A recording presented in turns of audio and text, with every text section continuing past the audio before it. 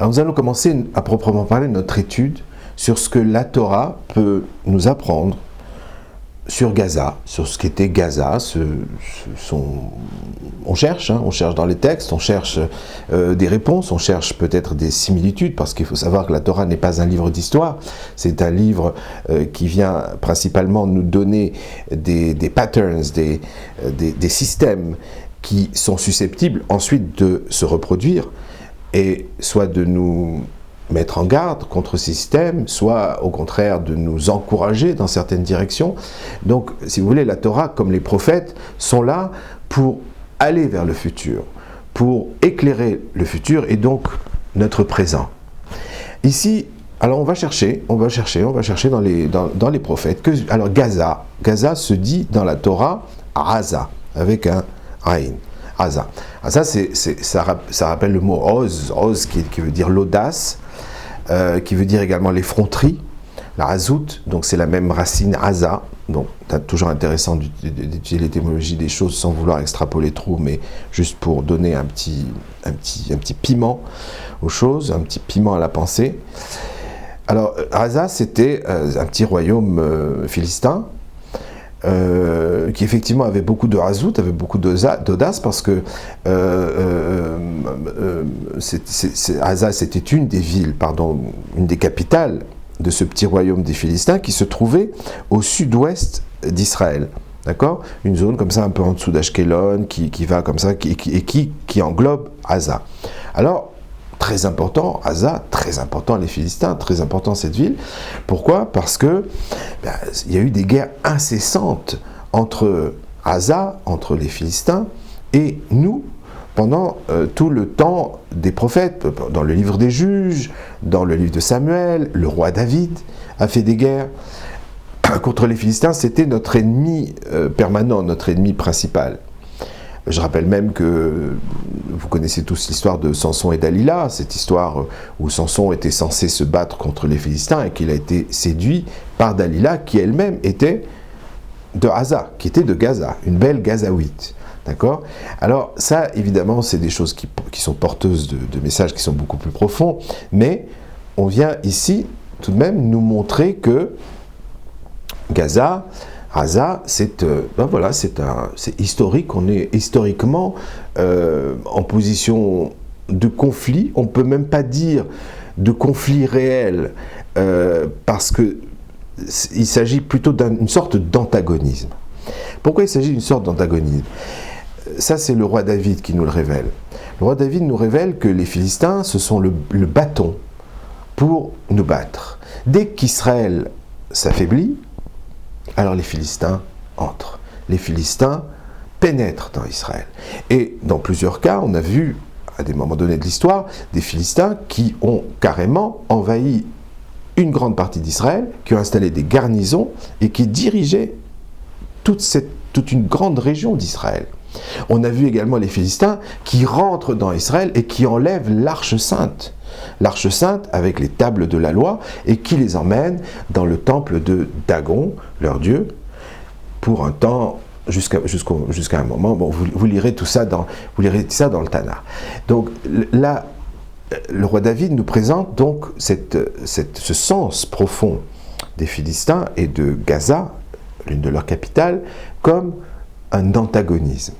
Un antagoniste au peuple juif qui vient nous montrer, qui est une sorte de baromètre, qui vient nous montrer nos faiblesses. Dès que Israël s'affaiblit, alors le Philistin pénètre. Alors de quel genre de faiblesse s'agit-il ? De force, de faiblesse ? Il ne s'agit pas de force armée. Au temps du roi David, il y avait une belle force armée en Israël. Et au temps des juges également. On se rappelle des armées qui étaient dirigées par Barak, par Dvorah, etc. Il y avait une véritable force armée. Quand la Torah parle de faiblesse, c'est une faiblesse morale. Quand le pays s'affaiblit moralement, quand il entre dans des dissensions, ou qui rentre à l'époque dans l'idolâtrie. L'idolâtrie, c'était un merveilleux moyen. Les gens ne pouvaient pas, à cette époque-là, s'affranchir de Dieu. Alors, au lieu d'un seul, ils en prenaient plusieurs. Et pourquoi faisaient-ils ça ? Parce que ce qui était interdit par le seul Dieu unique, pouvait être permis par tel ou tel autre Dieu. Alors ça ouvrait la porte à toutes les permissivités, toutes les libertés, toutes les débauches, toutes les rapines, tout ce que le Dieu unique interdisait au nom de loi universelle. Grâce à cette multitude de dieux, on pouvait s'adonner librement. Il suffisait de choisir son Dieu, ses règles, et puis le vénérer à sa manière. Et à ce moment-là, on s'affranchissait des règles de la nature. Donc c'est un phénomène qui est aujourd'hui, il est récurrent. Aujourd'hui, on ne dira plus un Dieu au sens de Dieu, mais on mettra des idées en tant que Dieu. La liberté est un Dieu absolu. Dans le monde moderne, on meurt pour la liberté, on a le culte de la liberté, elle dirige absolument tout, d'accord ? En France, on y a ajouté l'égalité, la fraternité, c'est-à-dire égalité, fraternité, la trilogie, d'accord, de la Trinité. Dieu le Père est remplacé par la liberté. L'homme peut tout, comme Dieu peut tout. Alors, là aussi, il y a une idolâtrie moderne. Donc, vous voyez, le Tanakh ne vient pas nous parler de choses qui sont passées, qui sont archaïques et qui n'ont aucune incidence sur le monde moderne. Le Tanakh parle de l'homme. Le Tanakh parle de l'humain. Le Tanakh parle de l'humanité et des règles qui dirigent ce monde et qui, elles, sont récurrentes. L'humain a besoin, veut, pour s'accorder toutes les libertés, se donner des faux dieux qui lui permettent de vivre librement. Aujourd'hui, le Dieu liberté permet même de détruire la planète par la pollution, par tout ce qu'on veut. Le Dieu liberté permet absolument tout aujourd'hui.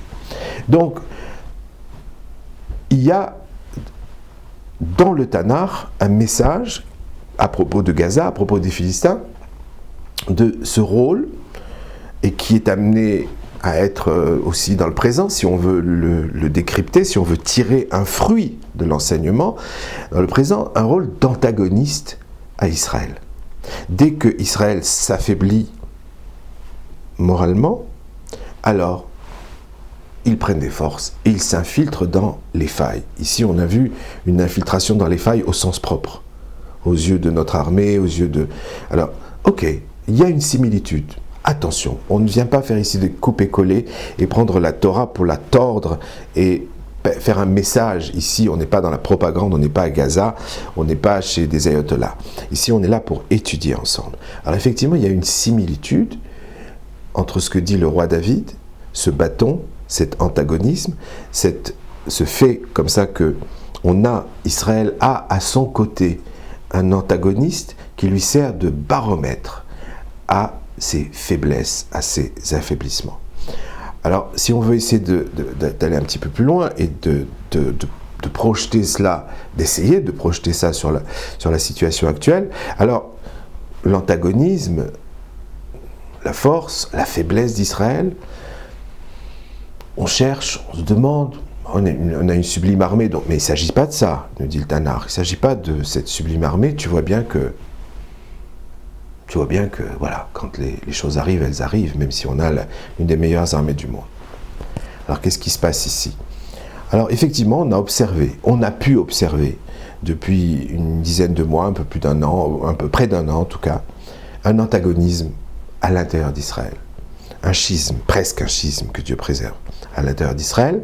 D'un côté, nous avons une laïcité en Israël qui a peur, qui a une peur bleue du fait de la présence au gouvernement d'un nombre important de religieux, qui a une peur bleue d'une théocratie en Israël, que ici viennent des ayatollahs, des gens qui vont leur dicter leur conduite, qui vont tout fermer Shabbat, qui vont les empêcher de ci, de ça, etc. Cette peur bleue qui est évidemment, elle aussi, alimentée par de la propagande, parce qu'on est toujours dans ce système de domination par la propagande, même dans un pays démocratique.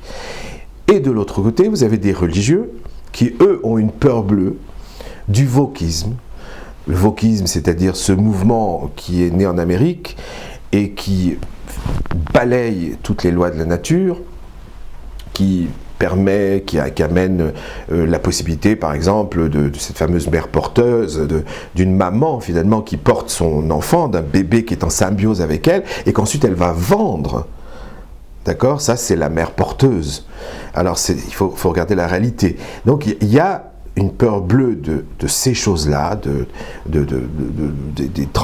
tout un monde transgenre dans lequel voilà, des gens peuvent par les fantasmes qu'ils peuvent avoir, peuvent décider de se mutiler le corps, de changer, de prendre des piqûres, voilà.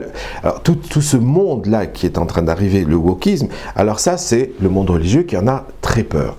Et qui voit le monde laïque comme porteur de ce système. D'accord ?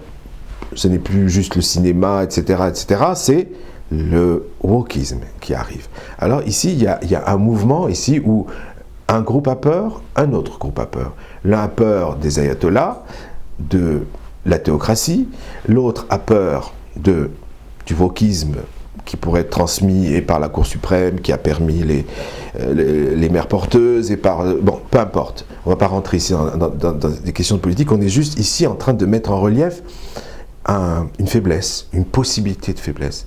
Alors Israël s'est trouvé donc, à ce moment-là, se trouve divisé. Un groupe qui a peur de l'autre. Et là-dessus, tout un système de propagande qui alimente ces peurs et qui montre l'autre sous un regard menaçant, extrêmement menaçant. Et des discussions qui n'ont pas lieu, qui jamais n'ont lieu réellement. Alors ici, il est possible, je ne suis pas prophète, mais il est possible que ce soit une faiblesse. C'est sûr que c'est une faiblesse.